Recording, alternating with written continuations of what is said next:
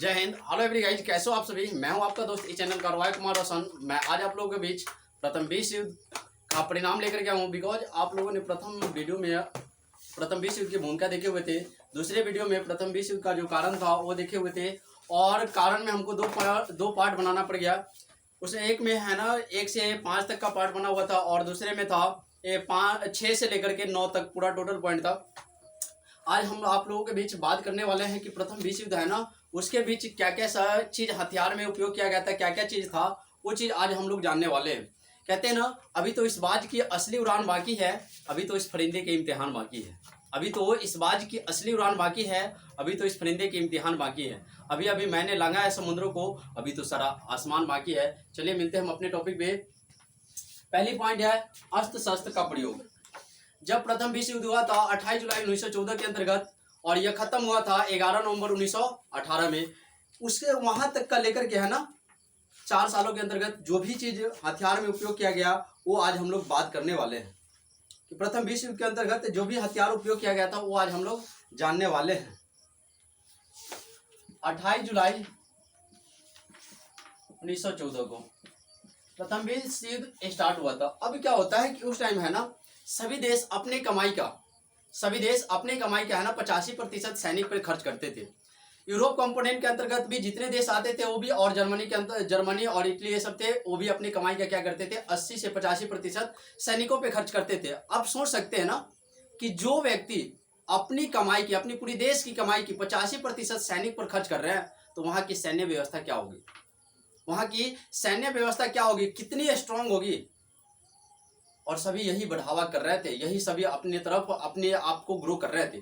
उस बीच में क्या होता है, एक चिंगारी की बस जरूरत होती है, और उसी बीच एक चिंगारी की जरूरत होती है, और उसी के अंतर्गत है ना जिसका नाम है जर्मनी, जो अपने आप में पावरफुल, और वो क्या करते हैं कि केमिकल वार स्टार्ट कर देते हैं।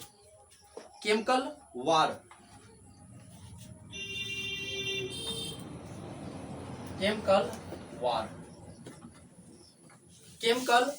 ये चीज होता है ना जो केमिकलों से बनाया जाता है, इस चीज का उपयोग करने लग गया जर्मनी। वो क्या करते हैं, क्लोरीन का उपयोग करते हैं। सबसे पहले क्लोरीन गैस का उपयोग करते हैं, कि अभी है ना क्लोरीन का प्रयोग है ना जो आम लोग भी वो भी करते हैं, लेकिन थोड़ा क्लोरीन है ना बहुत सारे जो लोगों के क्या कर सकते हैं, जान ले सकते हैं। लेकिन उस टाइम प्रथम विश्व युद्ध के अंतर्गत वो उन्होंने है ना 1.25 लाख टन, आप समझ सकते कितना हो गया, 1.25 लाख टन क्लोरीन गैस का उपयोग करते हैं। और जिससे है ना बहुत सारे लोगों के क्या चली जाती है, जान चली जाती है। लगभग 12 लाख लोगों है ना मारे चले जाते हैं उस टाइम प्रथम विश्व युद्ध के अंतर्गत। वो बहुत सारे लोगों की भी क्षति होती है क्लोरीन गैस के प्रभाव से। सबसे पहले वह क्लोरीन गैस का उपयोग करते हैं। अब क्या होता है, जब क्लोरीन गैस का उपयोग करने के बाद है ना उसे भी लगता है कि नहीं दूसरा गैस भी उपयोग करना चाहिए। अब उस टाइम है ना एक और गैस का उपयोग करते हैं जिसका नाम होता है मोस्टेड गैस। क्या नाम होता है, मोस्टेड गैस, यानी मोस्टर्ड जिसको कह सकते हैं हम लोग। ये क्या कर दिया, ये है ना खुले आसमानों में छोड़ दिए, और इसका असर जहां तक जाएगा ना दुनिया में, वहां तक के लोगों के क्या होगा, घाव वगैरह निकलना स्टार्टअप हो जाएगा, और वो धीरे धीरे बड़े बड़े होते होते वो बीमारी से ग्रस्त हो जाएंगे, और जिसके बाद हो गया उसकी जान चली जाएगी। ये मोस्टेड गैस का उपयोग करने लगे। उसके बाद भी जर्मनी ने बहुत ही खतरनाक चीज का और भी उपयोग किया, जिसका नाम है बैक्टीरिया। अब बैक्टीरिया का भी उपयोग करने लग गए वो, जर्मनी ने बैक्टीरिया का भी उपयोग करना स्टार्टअप कर दिया। लास्ट में फिर कहता नहीं इससे नहीं होगा, फिर उसने अमोनिया गैस का भी उपयोग करना स्टार्टअप कर दिए।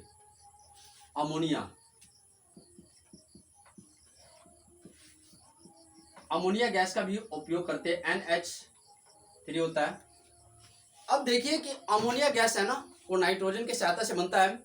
अब उस टाइम या अभी की बात कीजिए कि हम लोग जानते हैं कि नाइट्रोजन गैस ये सिंपली वे में पाया नहीं जाता है, ये हम लोग जानते हैं कि वायुमंडल में अधिक मात्रा में पाया जाता है। और उस टाइम क्या होता है कि जर्मनी के पास एक साइंटिस्ट होता है, एक वैज्ञानिक होता है, जिसका नाम होता है हेबर। क्या नाम होता है, हेबर। अब ये वैज्ञानिक क्या करते हैं, वायुमंडल से नाइट्रोजन निकालना स्टार्टअप कर देते हैं। ये वैज्ञानिक वायुमंडल से है ना नाइट्रोजन निकालना स्टार्टअप कर देते हैं और उसकी सहायता से अमोनिया गैस को है ना पूरे वायुमंडल में छोड़ देते हैं। फिर से वो पूरे वायुमंडल में छोड़ देते हैं। इतनी घिनौने हरकत करते हैं उस टाइम, बहुत ही ज्यादा घिनौने हरकत होते हैं।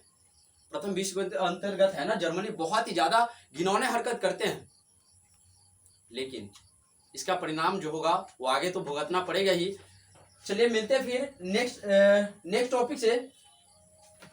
ये हो गया पहले टॉपिक। दूसरा था युद्ध का उत्तरदायित्व। अब जब प्रथम विश्व युद्ध हुआ था ना, उस टाइम जब युद्ध स्टार्टिंग पीरियड में ही था या उसके बाद जब वो खत्म हो गया, उसके बाद उनसे पूछा जाता है कि भाई आपके कारण ये युद्ध हुआ।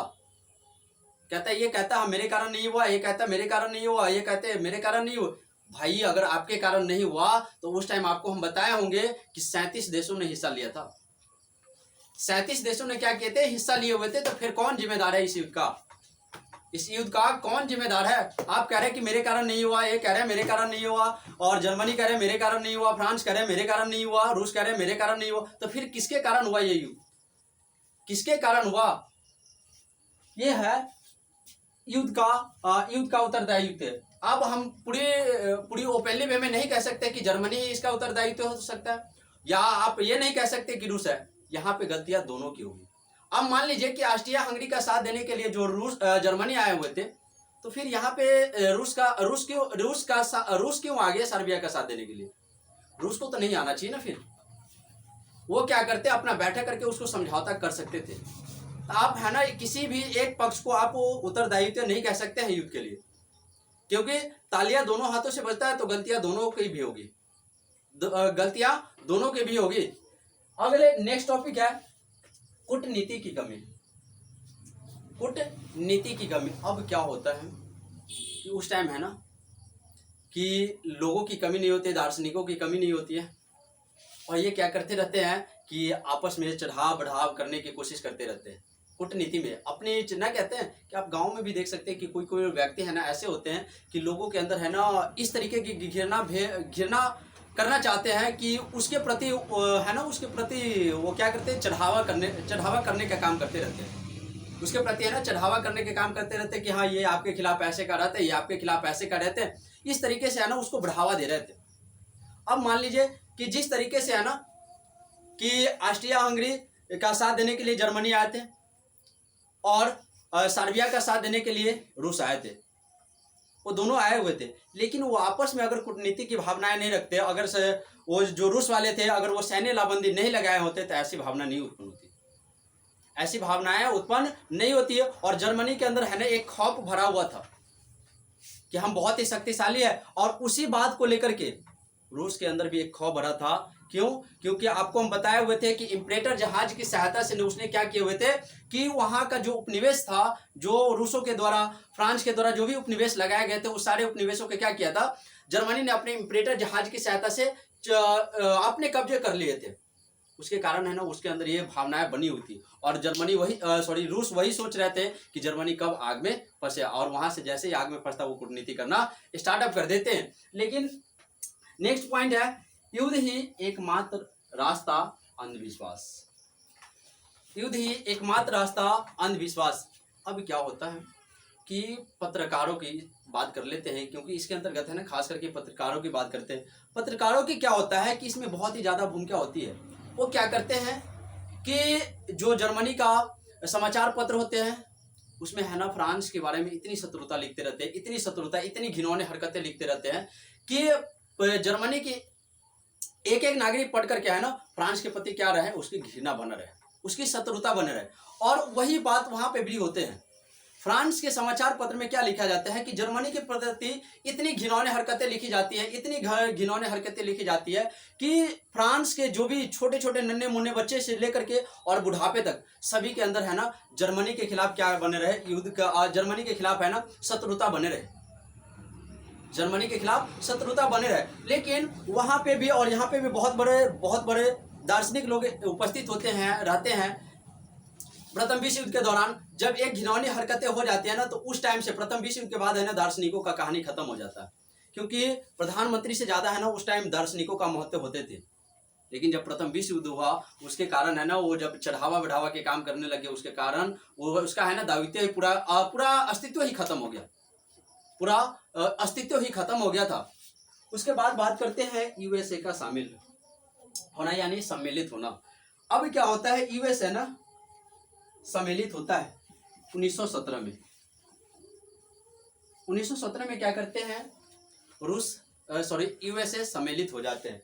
थोड़ा सा हम इसको बताने से पहले है ना, आपको हम पहले प्रथम विश्व युद्ध की थोड़ी सी हिस्ट्री बता दें।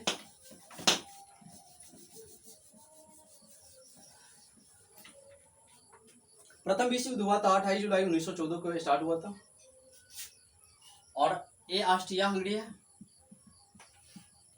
Austria Hungary. ऑस्ट्रिया हंगरी का साथ देने के लिए कौन आते हैं, जर्मनी। ऑस्ट्रिया हंगरी का साथ देने के लिए कौन आते हैं, जर्मनी आते हैं। उसी प्रकार से सर्बिया का साथ देने के लिए है ना कौन आते हैं, रूस। ऑस्ट्रिया हंगरी का साथ देने के लिए आते हैं जर्मनी, और सर्बिया का साथ देने के लिए आते हैं रूस। अब ये बात है ना, ऑस्ट्रिया हंगरी इसलिए जर्मनी का साथ देते हैं, कहते भाई आपका है ना जो राजकुमार मरा हुआ, चलिए हम आपका साथ दे रहे हैं।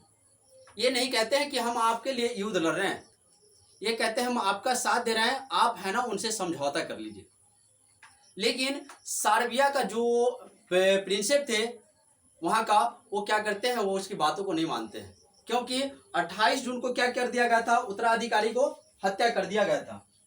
जो यहाँ का ऑस्ट्रिया हंगरी का जो उत्तराधिकारी था उसको क्या कर दिया गया था, हत्या कर दिया गया था, फर्डिनेंड को।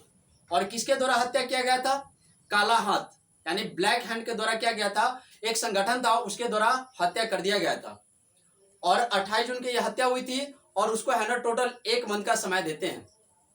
और जब सर्बिया वाले हैं ना इसकी बातों को क्या करते हैं, नहीं मानते हैं, नहीं पालन करते हैं, जिसके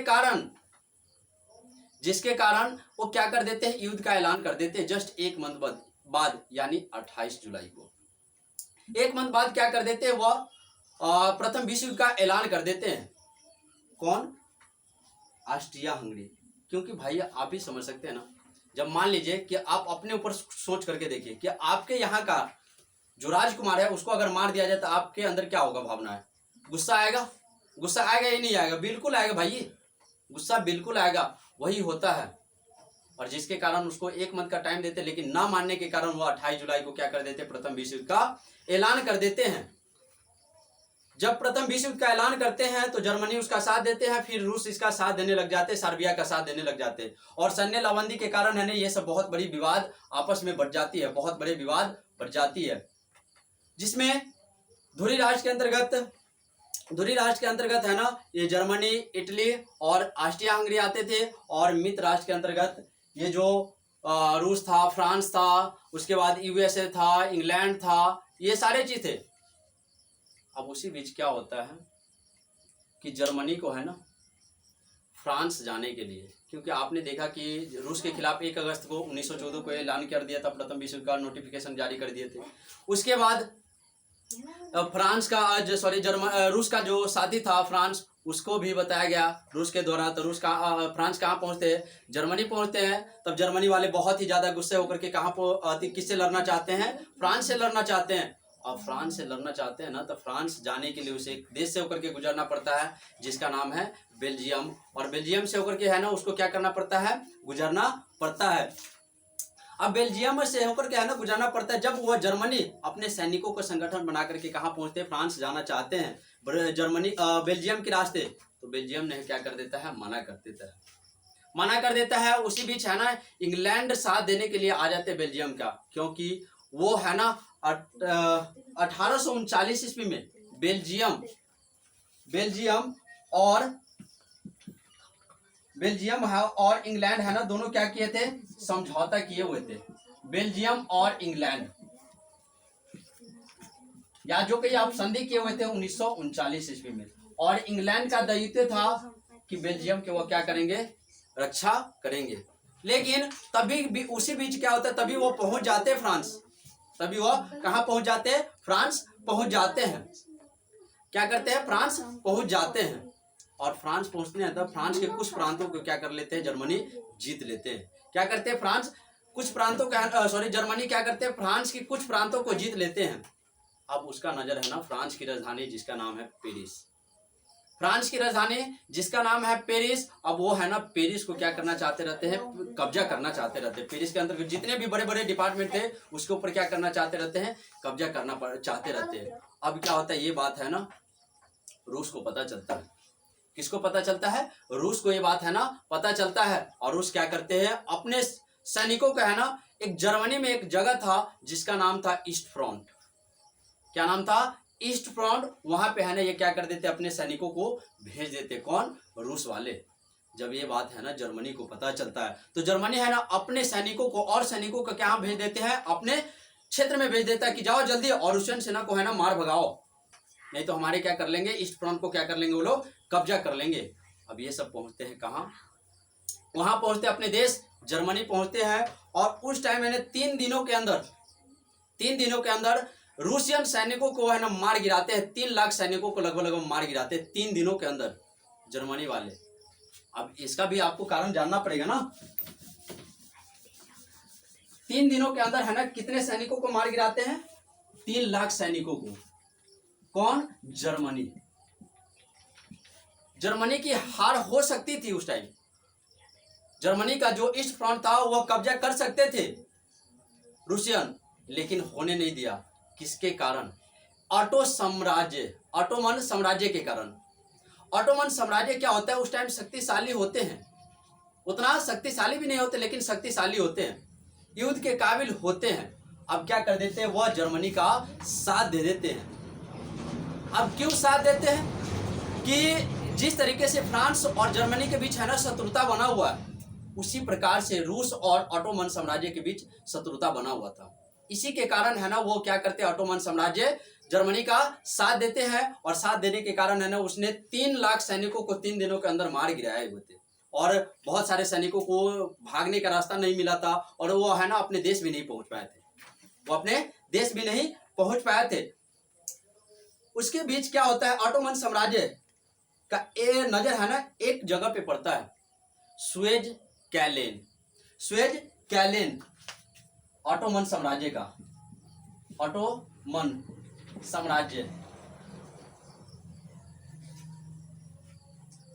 साम्राज्य इसका नजर है ना सुएज कैनल, इसका नजर कहां पड़ता है, सुएज कैनल पे पड़ता है। और ये सोचते रहते हैं हम किसी भी तरीके से अगर है ना सुएज कैनल को अगर कब्जा कर लिए तो जो भी एशिया और अफ्रीका जैसे है ना, एशिया और भारत, ये सब जो इसका कंपोनेंट के अंतर्गत जो अपना उपनिवेश लगाए हुए वो सब है ना क्या कर लेंगे, वो सब उससे है ना उसका रास्ता टूट जाएगा। किसका, फ्रांस का, इंग्लैंड का, रूस का, ये सब का है ना रास्ता टूट जाएगा और इसे है ना वो आपस में कभी नहीं जुड़ पाएंगे। अब क्या होता है कि जब ये बात सब है ना इन लोगों को पता चलता है, इसको, रूस को, उसके बाद इंग्लैंड को, फ्रांस को, तो ये सब क्या कर लेते हैं, संगठन बना लेते हैं। कहते भाई अगर है ना ये हमारे हाथों से चला गया, सुएज कैनल का मतलब होता है रास्ता, अगर ये चला गया ना तो हम अपने उपनिवेश को कैसे बेच करेंगे, अपने उपनिवेश को कैसे सेल करेंगे, जो प्रोडक्ट तैयार करेंगे उसको कैसे सेल कर पाएंगे, ये होता है। अब कहता है कि वो है ना हार तो होती है उसकी, लेकिन अपने स्ट्रगल से, मजबूती के कारण उसको है ना ये हार नहीं करते हैं, ये अपने कब्जा कर लेते हैं। लेकिन उस युद्ध के अंतर्गत हार होती है, उसके अंदर उसके हार होती है फिर। लेकिन बात आगे चली जाती है, बात क्या चली जाती है आगे। अब क्या होता है कि वहां पे है ना एक और चीज होता है कि जर्मनी के पास एक जहाज होता है, यूबॉट एक नामक, सॉरी जहाज नहीं, पनडुब्बी होता है। यूबॉट नामक एक पनडुब्बी होता है, क्योंकि जहाज के बारे में मैं पहले ही आपको बताया था कि इम्परेटर जहाज था उस टाइम का है ना दुनिया का सबसे बहुत बड़ा जहाज, इम्परेटर जहाज। उसके सहायता से उसने क्या किए हुए थे कि उसके उपनिवेशों को क्या कर लिए थे, छीन लिए हुए थे। और वह उसके पास एक और भी था उस टाइम का बहुत ही बड़ी पनडुब्बी जिसका नाम है यूबॉट। क्या नाम है, यूबॉट। वो क्या करते हैं, आम सैनिकों को है ना, आम जनता को और आम जैसे सैनिकों को मारने की कोशिश ज्यादा करते थे, उसे मारने की ज्यादा प्रयास करते थे यूबॉट पनडुब्बी से। अब क्या हुआ कि उसको दिमाग में एक चीज आया, अरे भाई इससे क्या होगा, चलो हम देखते हैं बंदरगाहों के। अब क्या करते हैं, वो बंदरगाहों को है ना मारना गिराने लग जाते हैं। समुद्र के अंतर्गत जितने भी, समुद्र में अंदर जितने भी बंदरगाह आते थे वो सभी बंदरगाहों को क्या करने लगे, गिराना स्टार्टअप कर दिए। जाते थे, देखते थे, अरे भाई यहाँ बंदरगाह, सीधे मारते थे, फिर से अंदर भाग जाते। अब कैसे खोज पाएंगे, बहुत बड़ी समुद्र है ना, अब कैसे खोज पाएंगे, आप कैसे खोज पाएंगे उसको। जो पनडुब्बी था फिर से जाते थे आगे, फिर से देखता और फिर से मार गिराता, फिर से वही काम बार बार करते थे। यू बॉट नामक पनडुब्बी था। अब होता क्या है कि चलिए मिलते हैं फिर नेक्स्ट वीडियो में।